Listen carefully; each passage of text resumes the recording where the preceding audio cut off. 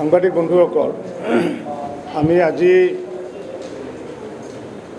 যি ভবানীপুৰ সৰভোগ সমষ্টি ইতিমধ্যে আমি বহু কাৰ্যসূচী কৰাৰ মাজতে এটা ব্যতিক্ৰমী ৰূপত আমি অন্য এটা কাৰ্যসূচী আমি লৈছোঁ আগন্তুক নিৰ্বাচনৰ প্ৰতি লক্ষ্য ৰাখি, আৰু সেইটো হৈছে যে ভাষণ কলাৰ ওপৰত কৰ্মশালা আজি আয়োজন কৰিছোঁ সমষ্টি ভিত্তিক। আৰু এই ভাষণ কলাৰ ওপৰত যি কৰ্মশালা অনুষ্ঠিত কৰাৰ প্ৰাক মুহূৰ্তত আমাৰ প্ৰতিটো মণ্ডলত, যি ভবানীপুৰ মণ্ডলে হওক বা হাউলি মণ্ডলে হওক বা বৰপেটাৰ গৱৰ্ধনা বা চকচকা মণ্ডলত, এই মণ্ডলত মণ্ডল ভিত্তিক কিছুমান প্ৰতিযোগিতা অনুষ্ঠিত হৈছিলে। পুৰুষ আৰু মহিলা দুয়োটা শিতানত যে অসম চৰকাৰৰ যিসমূহ চৰকাৰী কাম কাজ, ভাৰত চৰকাৰৰ চৰকাৰী কাম কাজ, লগতে দলৰ যি সংগঠন, জনসাধাৰণৰ প্ৰতি যি সেৱামূলক মনোভাৱ, এই বিষয় লৈ পেলাই আমি প্ৰতিযোগিতা অনুষ্ঠিত কৰি প্ৰতিটো মণ্ডলৰ পৰা পুৰুষ 5জন আৰু মহিলা 5জনকৈ ইতিমধ্যে তেওঁলোকক বাছনি কৰা হৈছিলে প্ৰতিযোগিতাৰ জৰিয়তে। আৰু আজি আমি সমষ্টিভিত্তিক তেওঁলোকক লৈ পেলাই আজি দিনজোৰা কাৰ্যসূচী আয়োজন কৰা হৈছে যে ভাষণনো কেনেকৈ দিব লাগিব, ভাষণৰ বিষয়বস্তু কি হ'ব লাগিব, তাৰ বডি লেংগুৱেজনো কি,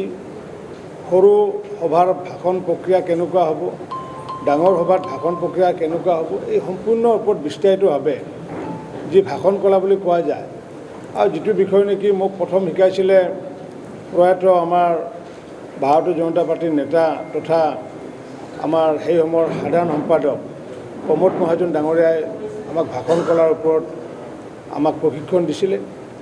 আৰু সেই কনচেপ্টটোকে যে আমি আগন্তুক দিনত যিহেতু নেতা আমাৰ সৃষ্টি কৰিব লাগিব, কাৰ্যকৰ্তা সকলোৱে কাৰ্যকৰ্তা, কিন্তু কাৰ্যকৰ্তাৰ ভিতৰতো কিছুমানে ভাষণ দিব পৰা কাৰ্যকৰ্তা থাকে। আৰু সেইসকলক লৈ আজি আমি প্ৰমোদ মহাজন ডাঙৰীয়াৰ যি আমাৰ মাৰ্গদৰ্শন আছিলে সেইটোক লৈ সৰগত কৰি আজি আমি ভাষণ কলাৰ ওপৰত কৰ্মশালা আমি আয়োজন কৰিছোঁ। আমাৰ মাজত উপস্থিত আছে আমাৰ এই সমষ্টিৰ ভবানীপুৰ সৰভোগ সমষ্টিৰ ইনচাৰ্জ তত্ত্বাৱধায়ক দুলাল দাস ডাঙৰীয়া, সংযোজক বিশ্বজিৎ দাস ডাঙৰীয়া, আমাৰ ভবানীপুৰ মণ্ডলৰ সভাপতি দিগন্ত চৌধুৰী ডাঙৰীয়া, চকচকা মণ্ডলৰ সভাপতি আমাৰ বিপুল তালুকদাৰ ডাঙৰীয়া, বৰপেটাৰ মণ্ডলৰ সভাপতি আমাৰ মাজত উপস্থিত আছে পৰমানন্দ ৰয় ডাঙৰীয়া, আৰু আমাৰ লগত উপস্থিত আছে বৰপেটাৰ পৌৰসভাৰ পৌৰপতি তথা আমাৰ যি ইলেকশ্যন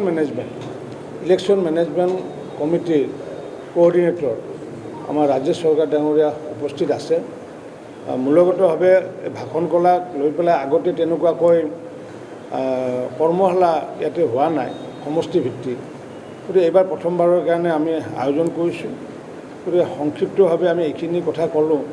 আপোনালোকে এই ভাষণ কলাৰ বিষয়ে যদি কিছু জানিব খোজে মোৰ বক্তব্যত আপোনালোকে জানিব পাৰিব। ইয়াৰ উপৰিও আমাৰ দ্বিতীয় বিষয়টো আছে যে আমাৰ মাননীয় মুখ্যমন্ত্ৰী ডক্টৰ হিমন্ত বিশ্ব শৰ্মা ডাঙৰীয়াই যি ইতিমধ্যে যাত্ৰা কাৰ্যসূচী হাতত লৈছে, 28 তাৰিখৰ পৰা যাত্ৰা কাৰ্যসূচী হাতত লৈছে। আৰু প্ৰতিদিনে 70 কিলোমিটাৰ যাত্ৰাত তেখেতে থাকি ৰাইজক সম্বোধন কৰিব। আৰু সেই ৰাইজক সম্বোধন কৰাৰ লগতে বিভিন্ন প্ৰান্তৰ আমাৰ কাৰ্যকৰ্তাই হওক বা জনসাধাৰণে হওক বিভিন্ন অনুষ্ঠান প্ৰতিষ্ঠানক তেওঁ বাৰ্তালাপ কৰিব। আৰু সেই কাৰ্যসূচীটো আমাৰ 9 তাৰিখে আমাৰ গৰখীয়া গোহাঁই থানৰ পৰা সৰভোগৰ ইয়াৰ পৰা আৰম্ভ হ'ব। 9 তাৰিখটো তেখেতৰ যি কাৰ্যসূচী, সেই কাৰ্যসূচী মতে সৰভোগত আৰম্ভ কৰি সৰভোগৰ পৰা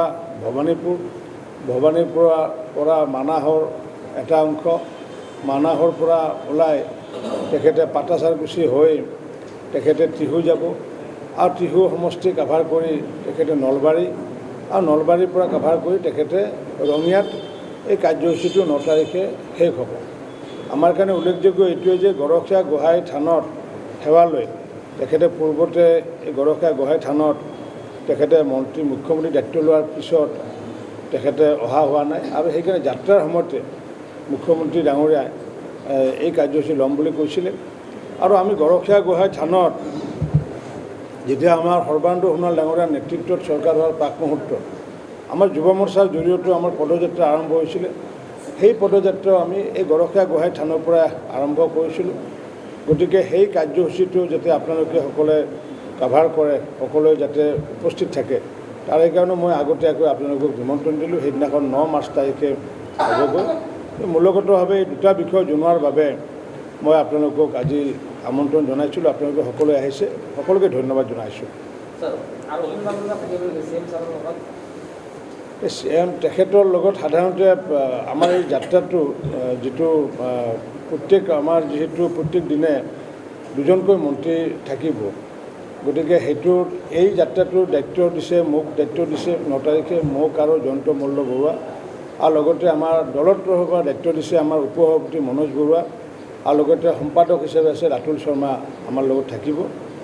আৰু ইয়াৰ উপৰি হয়তো কোনোবা আহিব পাৰে কিন্তু মূলগতভাৱে যিহেতু মুখ্যমন্ত্ৰী ডাঙৰীয়াৰ জন আশীৰ্বাদ যাত্ৰা এই যাত্ৰাটো জন আশীৰ্বাদ যাত্ৰা জনসাধাৰণৰ পৰা আশীৰ্বাদ ল'ব গতিকে আমাৰ সমূহ দলৰ হৈ পেলাই চৰকাৰৰ হৈ পেলাই মুখ্যমন্ত্ৰী ডাঙৰীয়াই জনসাধাৰণৰ পৰা আশীৰ্বাদ ল'ব আৰু তেখেতে মূলগতভাৱে মূল কেন্দ্ৰবিন্দু হ'ব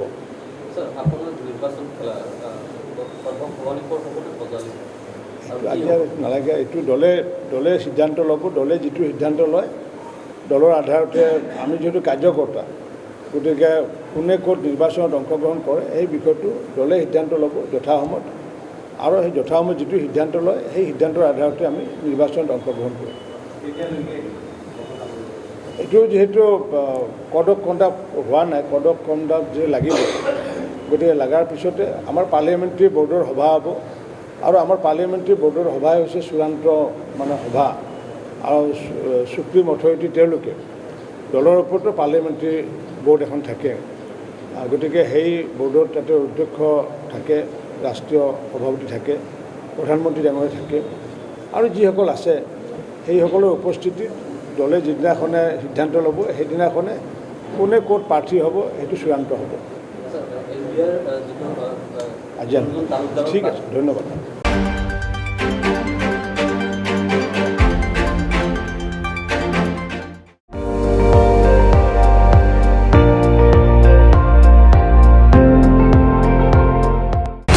আপুনি চাই আছে ND24 সৰ্বশ্ৰেষ্ঠ নহয় সৰ্বোত্তমৰ দৌৰত